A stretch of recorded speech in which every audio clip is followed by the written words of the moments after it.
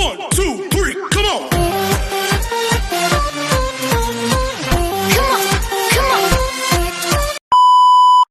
Hello beautiful people! Welcome back to my channel. This is your Mama Sam. Hello mga amigo, amiga, kumare at kumpare. Kamusta kayong lahat? Sana lahat po kayo ay okay at safe ngayong araw na ito. At syempre kung ako naman ang tatanungin nyo, nakikita naman ninyo ang beauty ng Mama Sam ninyo, fresh overload pa rin, di ba? Ganyan talaga kapag umiinom ka ng maraming vitamin C plus kumakain ka ng maraming banana. Dahil sa banana, mas nakakaloka ang ganda ng Mama Sam ninyo. Charot! So, kamusta naman kayong lahat? Sana lahat kayo ay okay na okay ngayong araw ng Thursday. So, happy Thursday sa atin lahat ng bonggang-bongga. So, kanina nga may event kami sa temple kung saan naman sumayaw kami ng bonggang-bongga. At ang Mama Sam ninyo, sobrang pagoda. Napansin ninyo, late na ako nag-upload dun sa aking reaction doon sa Sambrusas. Paano naman kasi maaga kami pumunta ng school at late na kami natapos. So doon na nga lang ako gumawa sa school ng vlog ko at hindi ako komportable. Pero ayun, nailaban ko naman siya ng bonggang-bongga. Pasensya na kayo doon. And then maraming salamat sa mga tumutok doon ng todo-todo. And then of course, maraming salamat din sa lahat ng sumusuporta dito sa Mama Sam Vlog. Araw-araw, lagi-lagi. Maraming salamat sa inyong lahat. And then of course, sa mga bago nating subscribers, hello! Kamusta? And then of course, sa mga makasolid na Mama Sam dyan, maraming salamat sa inyong lahat and God bless you all. Alam niyo, sa totoo lang, pagod ako today, pero sige, laban natin to. Syempre, wala naman akong karapatan mag-complain na, ay, bukas na lang ako gagawa. Basta laban yan. Diba? So, yun.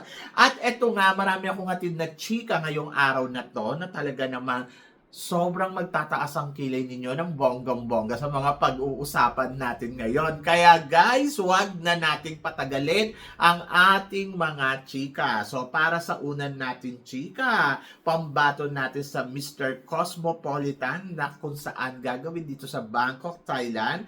Ito ay wala nang iba kundi si Kenneth Marcelino. Mama Sam, anong masasabi mo sa kagwapuhan na meron siya? Well, ang masasabi ko, crush ko siya. Charot. Ang gwapo-gwapo niya, and then ayun, sobrang natutuwa ako sa itsura niya.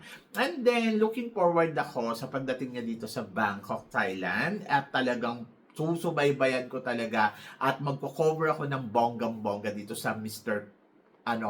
Cosmopolitan 2025 para kay Kenneth. And then, ayun, so malapit na kami magkita. I'm so excited. Alam mo yon, ang gwapo-gwapo kasi niya at kinikilig ako sa kanya. Sobra. So, yan. And then, syempre, malakas ang laban niya para sa titulo ng Mr. Cosmopolitan na gagawin nga dito. At nakikita ko na aarangkada to ng bonggang-bongga. Malay mo, mag-title to, diba? So yun, good luck kay Kenneth and wish all the best. So yan! Ay nako, nakaka-excite na nakakaloka. Pero ito ang mas nakakaloka. Syempre, si J. Opiasa, nagputong ng corona sa bagong Miss Grand Macau. Anong chika mo dito, Mama Sam? Well, ang chika ko, congratulations kay CJ dahil talagang umaarangkado siya ng bonggang-bongga at ayun nga. So, nararamdaman na natin na talaga namamayagpag na ang kanyang pagiging isang reyna. So, kaliwaan yung project ni CJ, no?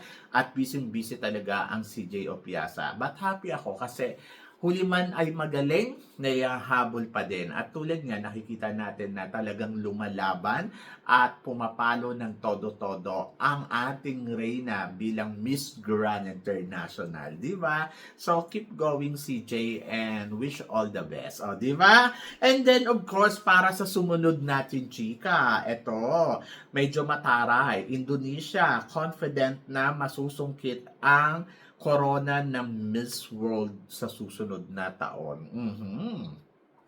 Diyos ko naman, nakakaloka naman itong si Indonesia.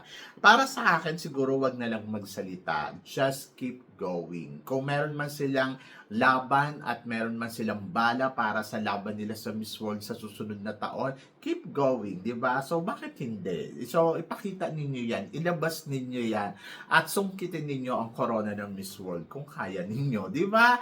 At magiging happy ako for them. Bakit naman ako malulungkot para sa kanila at magagalit? Eh, kung sila ang makakasungkit, kung masusungkit nila, di ba? So, lahat naman ng mga kandidata, lagi ko sinasabi sa inyo na kahit sino ay possible para sa corona. So, depende yan sa ipapakita ng pambato nila, depende yan sa mga eksena at makakalaban niya. So, depende sa sitwasyon. So, kung para sa kanila yan, mapupunta sa kanila yan ng bonggang-bongga. Matagal-tagal na rin naman syempre nakikipagbakbakan ng Indonesia para sa corona ng Miss World. At magiging happy ako kung makukuha nila yan. Pero for sure, mahihirapan sila at hindi yan ganun kadali, di ba? So, wag masyadong kumpiyansa. Instead na magyabang ay maghanda. Ganon. So, maghanda, ayun yung the best na gawin. And then, tignan natin kung ano ang magiging resulta ng laban nila. Babalikan natin yan in the future. Di ba? So, yon, laban lang Indonesia, kaya mo yan. O, di ba? Naniniwala naman ako na kayang-kaya yan ni Indonesia. At naniniwala ako na basta maganda lang sila, may mapapala naman sila. Malay ninyo, di ba? So, yun. So, para naman sa sumunod natin, chika, ito nga, pinag-uusapan nga sa social media ang naganap na Miss International Queens 2025 for the Philippines. Oo. Ano ang chika mo dyan? Well, ang chika ko dyan ay naitbulaga tayo ng bonggang-bongga sa resulta. Paano naman kasi, di ba, ang sinisigaw nga ng mga tao ay si Kurt ang gusto nilang manalo. Pero lumabas na bilang first runner-up si Kurt. And then, ayun. So, nagulat yun lahat. Di ba? So, wala naman akong kumbaga, parang competition kasi yan, guys. Kahit sino pwedeng manalo. Kahit yung mga kandidata na hindi mo inaasahan talaga. Yan yung tinatawag na dark horse. O, di ba? Si Ana Patricia. Si Ann Patricia, sobrang tagal nang lumalaban yan dyan, di ba? Hindi siya gumigive up. At talagang tinatry niya yung best niya. And then dumating yung tamang panahon para dyan sa laban niya. Di go, go, go, di ba? So, ganun talaga ang competition. May nananalo, may natatalo. Minsan panalo yung gusto mo, pero minsan matatalo din yung gusto natin. Di ba? So, ganun talaga. So, hintayin natin yung perfect na panahon para sa kanila. Siguro, hindi din natin alam kung ano ba talaga yung desisyon ng hurado, bakit siya ang ipinanalo, bakit siya ang nakuha. Siguro may mga bagay na hindi natin nakikita, na nakikita ng mga hurado. And then, sabi ko nga sa inyo, matagal niya na itong nilalaban, di ba? So, yun. So, keep going para doon sa mga natalo katulad na lang ni Kurt. So, siguro sa susunod na taon, di ba? Malay ninyo siya na yung susunod. Marami pa siyang dapat pang ihanda sa sarili niya. Kung hindi man niya itong nakuha ngayon, sa isang taon, malay mo, di ba, mas bongga pa yung ipapakita, and then baka mag-uwi tayo ng corona. Wala sa international, hindi imposible yun, di ba? So, laban lang. And then, of course, para sa sumunod na chika, Kurt, congratulate naman si Ann Patricia Lorenzo. Yes, after nga, syempre, na madamdamin na announcement na naging first runner-up siya. So, yun. So, kinongratulate naman niya ng bonggang-bongga. Ako para sa akin, dapat ganyan talaga ang maging attitude behind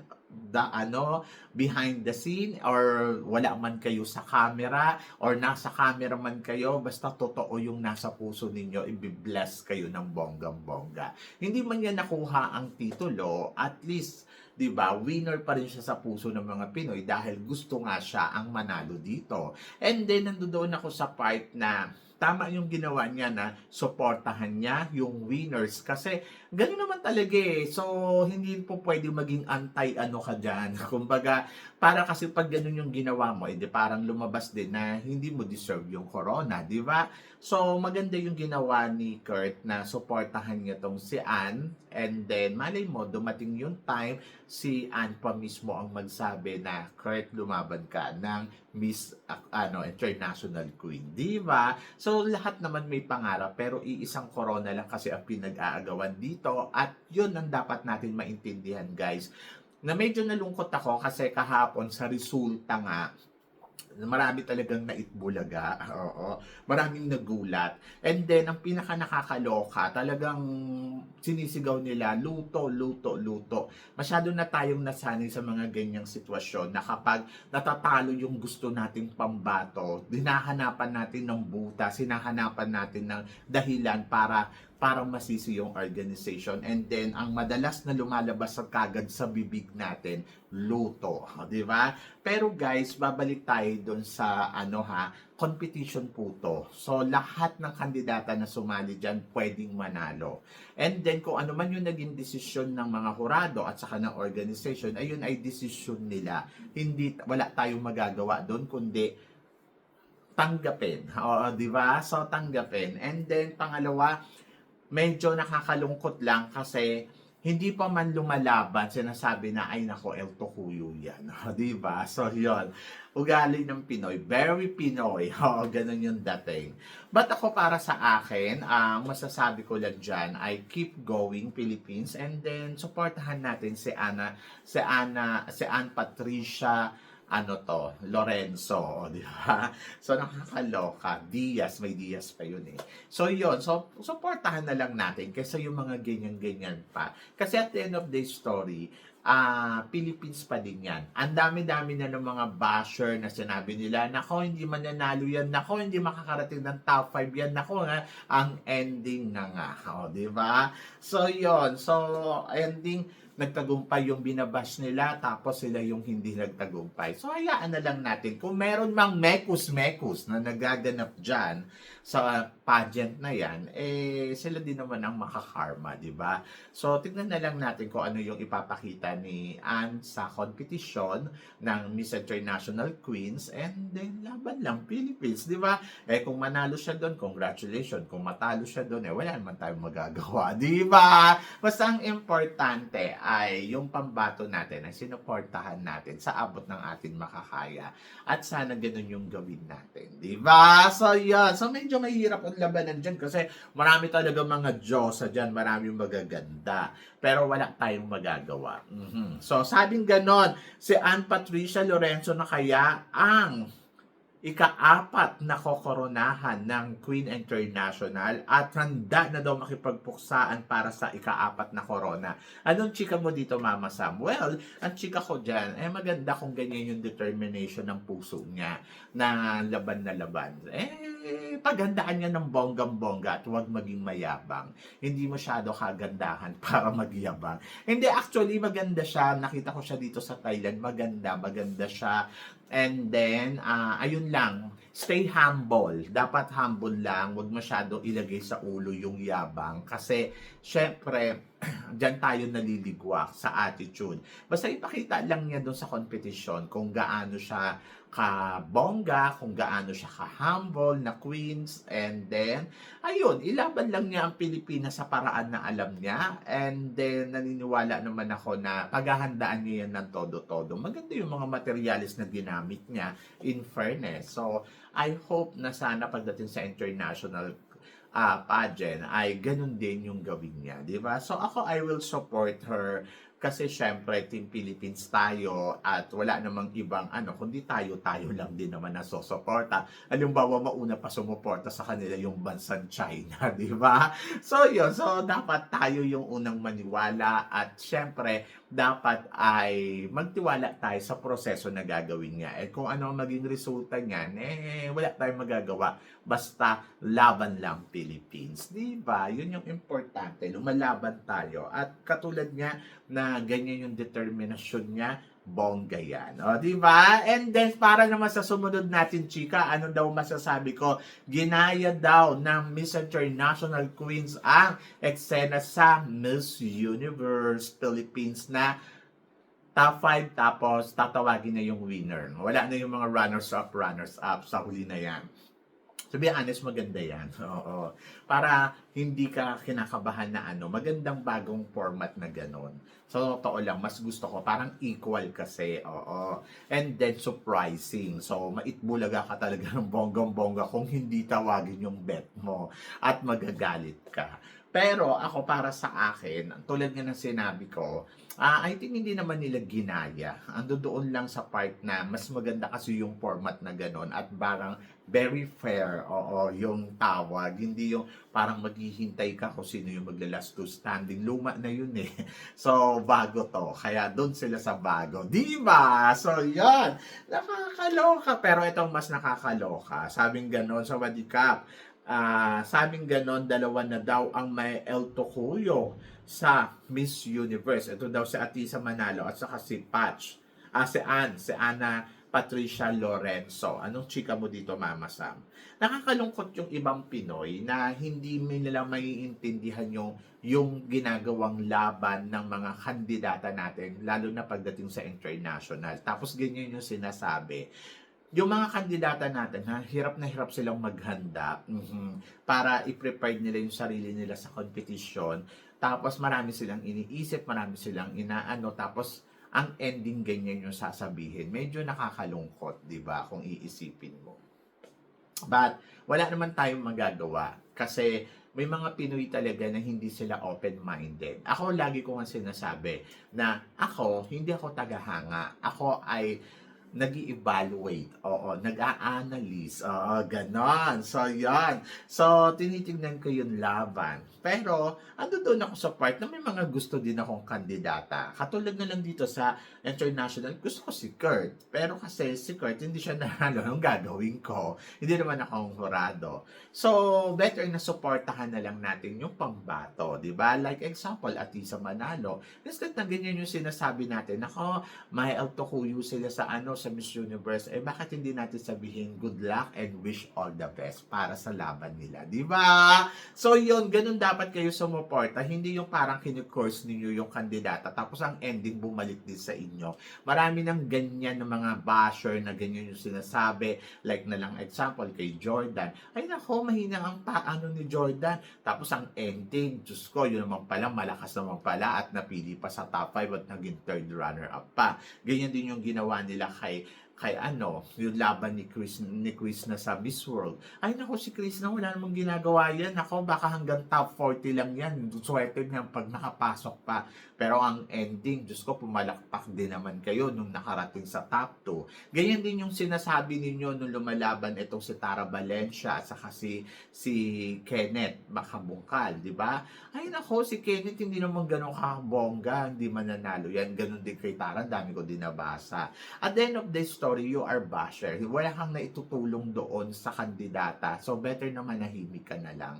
Kasi ang akin kasi, instead na ganyan yung sinasabi mo, sabihin mo na lang na good luck. Kung ayaw mo naman, hindi naman kita pipilitin na mag-change yung mind mo. Pero better na lang na manahimik ka na lang kasi parang hindi ka Pilipino. Ganyan ba ang Pinoy? Pag hindi yung manok ninyo ang nanalo, ay talagang kailangan galit na galit kayo doon sa lalaban. Sana wala naman ganon. Sana stay humble at sana i-enjoy lang din natin. Ako naman, nakikita ko naman na syempre, lalaban siya for the Philippines. And you are Filipino. So, di ba, nakatira ka sa Pilipinas. Dapat, happy ka para sa kanya. At ayun, supportahan mo siya ng bonggang-bongga. Ngayon, kung hindi ka sumusuport sa kanya dahil hindi nanalo yung manok mo at nagngangal-ngal ka dyan ng bonggang-bongga, tigilan mo na lang, maging matured ka at lagi niyong tandaan, competition to, hindi sa lahat ng oras ay magaling lagi yung mga gusto natin. Ganon! So yun, hindi sa lahat ng oras porket pumalo, porket nagpasarela, porket ay kailangan panalo na. So respetuhin natin yung desisyon nila. And then sila ang nagpapapadyan, sila ang masusunod. Kung piling mo naman parang ay may dayaan dyan may ganun-ganun pero gusto mo siyang bumalik next time, di ba?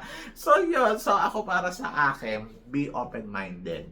Open-minded lang tayo. And then, nandoon sana na sumuporta. So, kaysa sabihin yung kasi ang pangit, parang minsan iniisip ko, ano ba naman tong pananaw ng mga taong ganito, di ba? So, ikaws ba naman? Instead na sabihin ay good luck, tapos pag nanalo, proud na proud. Di ba? Diyos ko, nakakaloka. Sana, ano lang tayo, support lang, and then be happy. Ganon! So, kayo guys, ano guys ang masasabi ninyo dito sa mga pinag-uusapan natin ngayon? Ay nako, for sure, nagtaas ang pilay ninyo. So, comment below ninyo yan, para at least malaman ko naman kung ano naman ang chika mo. And then sa mga gusto magpa-shoutout, ayun, mag-comment kayo na mag-comment para ma-shoutout ko kayo bukas. So, yan. So, syempre, maraming salamat sa inyong lahat.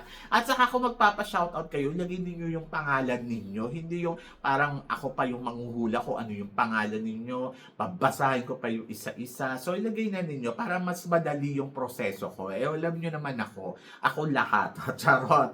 So, yun. So, guys, syempre, maraming salamat sa inyong lahat sa suporta at pagmamahal na binibigay ninyo syempre dito sa channel ko. At sa mga hindi pa po nakaka-subscribe, please don't forget to click like and subscribe my channel at i-click nyo na rin po ang notification bell to more updated. Siyempre, sa ating mga chika, sabi ng ganon, always keep smiling and laban lang. So guys, hanggang dito na lang. Hanggang sa muli nating chikahan. See you tomorrow. Thank you guys.